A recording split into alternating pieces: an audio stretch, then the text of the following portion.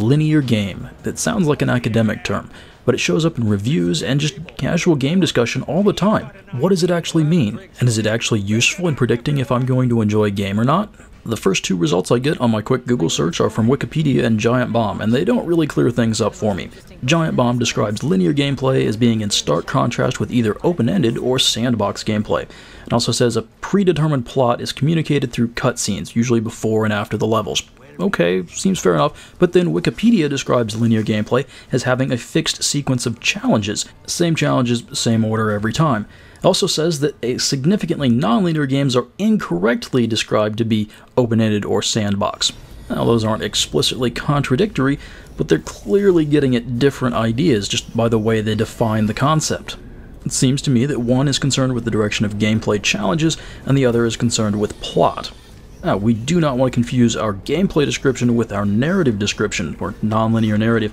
You've got out of chronological order, possibly multiple perspectives giving you parallel plot lines, or any of the other strange or subtle ways you could come up with to make a nonlinear narrative.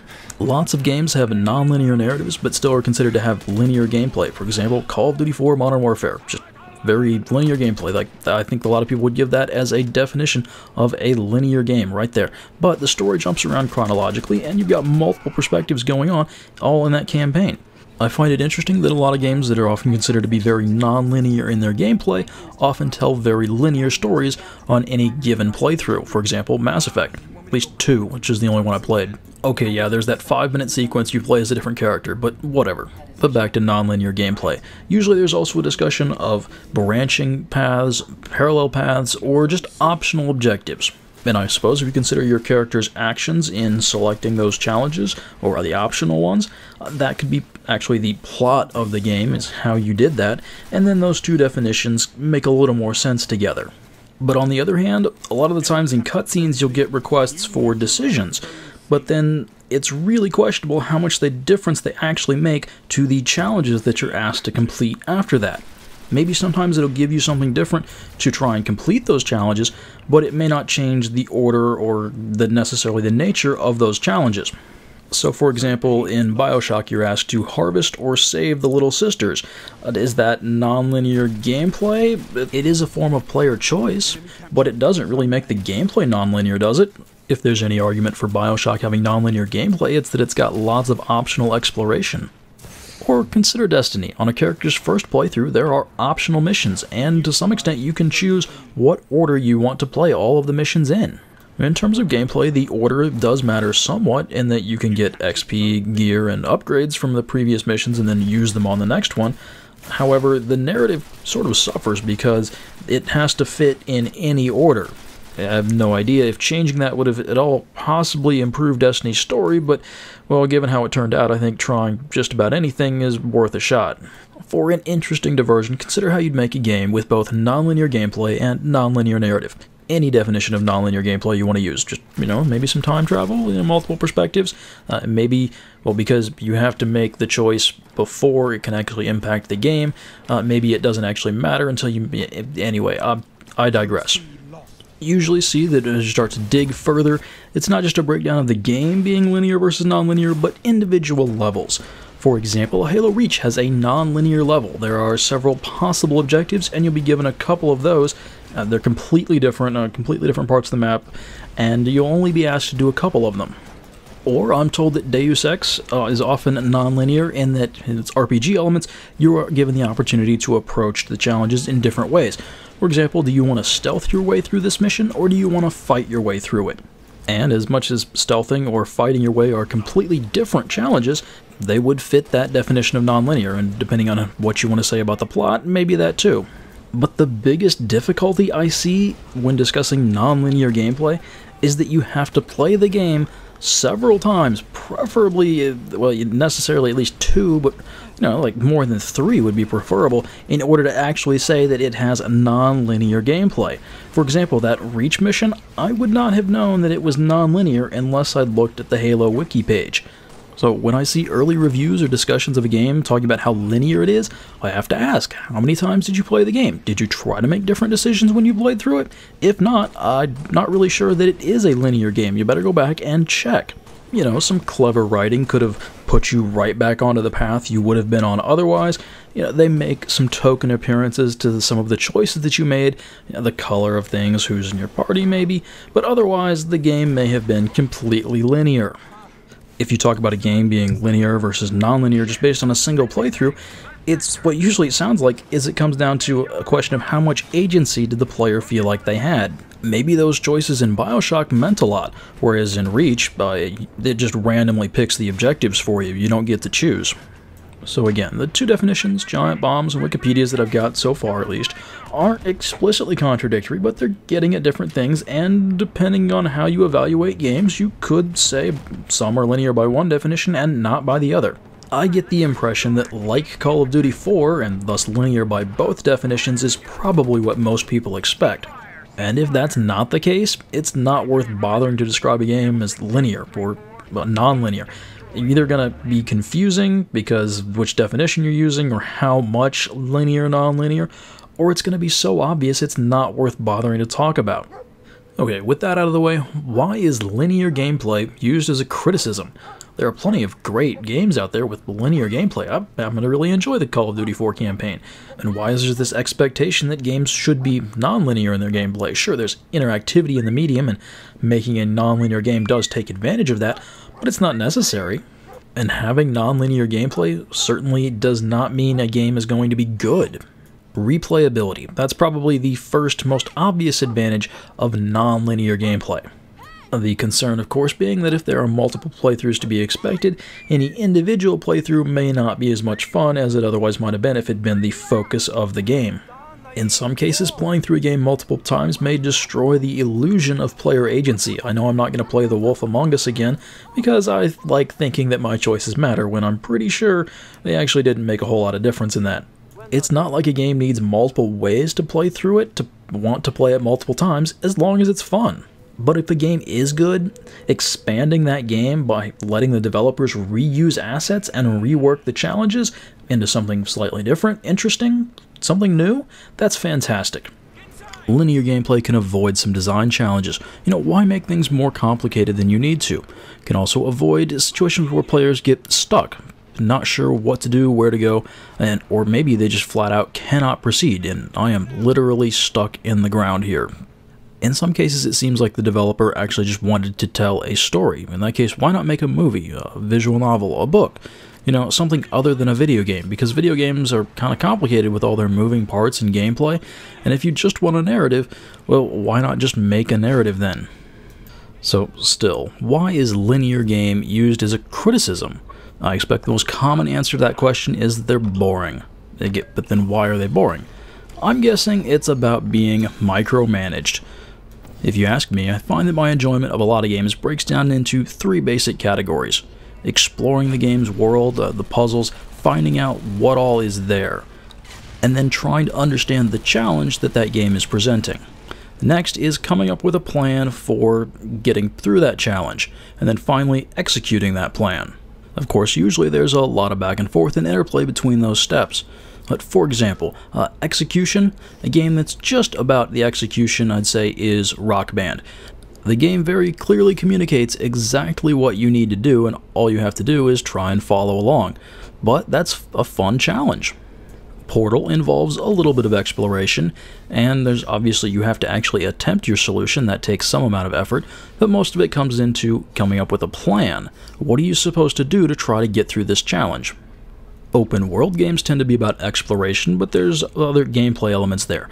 So something like Dear Esther, which is just exploring an environment, or the Stanley Parable, where you're just exploring the possibilities of the narrative. That yes, you walk around and do stuff, and there's some amount of interactivity, but for the most part it's just exploring what the game has to offer. And I think a lot of the criticism of linear game comes from the exploration being minimal and not very interesting, not really having to come up with a plan because you're told exactly what to do, and what you have to do is being very easy. And at that point you're left with mostly just the game's narrative as a reason to continue playing. So let's take a look at this one little section of Battlefield 3's campaign. You walk up to this guy, he tells you, oh, I want you to come over here behind this Humvee for some cover, and then he'll give you some instructions, and you're supposed to go over and pick up the detonator for all these explosives that are planted. Now, if you go very far off the path, you're just going to get shot. But you eventually make your way up there, pick up the detonator, and then you have to run back to him before you can detonate it. Now, if you just run past the guy and go try and pick up the detonator, it won't let you do that. You have to run back, listen to his little bit about you need to go pick that up before it will let you continue. I wouldn't say it's scripted as much as just flat out micromanaging. To the extent it's scripted, it's like everybody else is a professional actor, you know, the people they bring in, and you're just walking through reading cue cards like you have no idea what's going on. Now, you can't ad-lib or have any fun with it at all. You have to say exactly what's on the cue cards and do exactly what you're told, or they make you go back and start over again. But as long as you read the lines in the right order, it doesn't matter how good a job you do, they'll say, oh yes, very good, good job, and then on to the next scene. In those kinds of games, it's almost as much fun to see what you can get away with in terms of not doing what they tell you to. For example, in Battlefield 3, there's this turret section in this tank, and you don't have to shoot anybody. You get all the way through the other end of the road before you actually have to fire the gun. And all the stuff, yelling and explosions, it doesn't matter. The only exploration you can do here is look around. There's no plan to be made because there's nothing to actually do. There's no challenge here.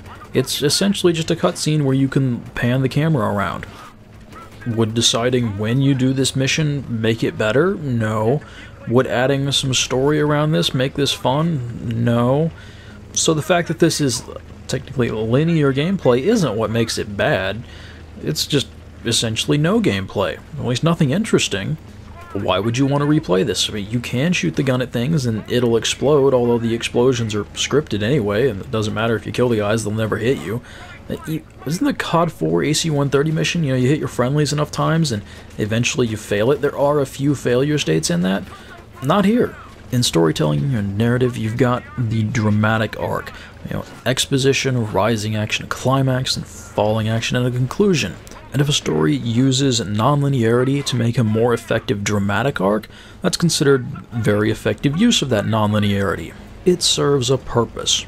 So I argue that if you want nonlinear gameplay, it should serve the gameplay, either to make an individual playthrough more interesting, or to just give you more replayability. You know, I suppose in some ways, deciding not to shoot is, you know, a choice in the gameplay, but it doesn't have any impact on things, how they go forward. You don't even have fewer points to work with towards your score for the mission, because Battlefield 3 didn't do score. Not that I think that was a good thing to add, but it's not here. You won't get some additional comments about how you're slacking off or how you're a pacifist. No, the game just keeps rolling along, just because they couldn't be bothered to make it possible to fail this section.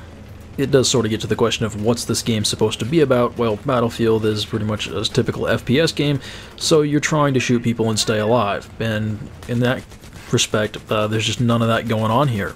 You can't even stop that car from hitting that tank. That's just scripted. So in addition to not doing what the game asks you to do, what else can make a linear game fun? Well, you come up with your own challenges. Battlefield did not have sufficiently hard difficulties, so sometimes they just like to run around and see how many people I can stab. But most of the time you don't have to get that creative. The game offers higher difficulty levels. So if a game is boring, and you're just playing it for the story, and the story's not interesting, try turning up the difficulty. If the game is at least somewhat well designed, and you enjoy the genre at least somewhat, having a more difficult challenge, an interesting challenge, should make the game better. Now, I know a lot of people will just play a game on normal because they think that's normal. I think normal is labeled as such as not to be a turnoff to fairly new players. If you're spending 100 hours online in an FPS game, you should probably be playing on hard, or if not the hardest difficulty setting. It varies by game.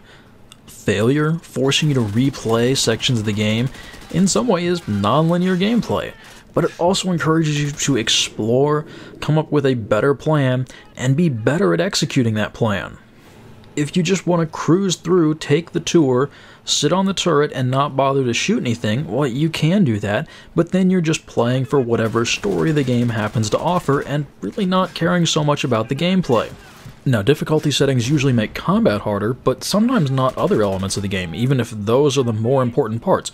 For example, more recently, Battlefield Hardline, turning up the difficulty makes the combat harder, but not the stealth sections, which are the major portion of the game.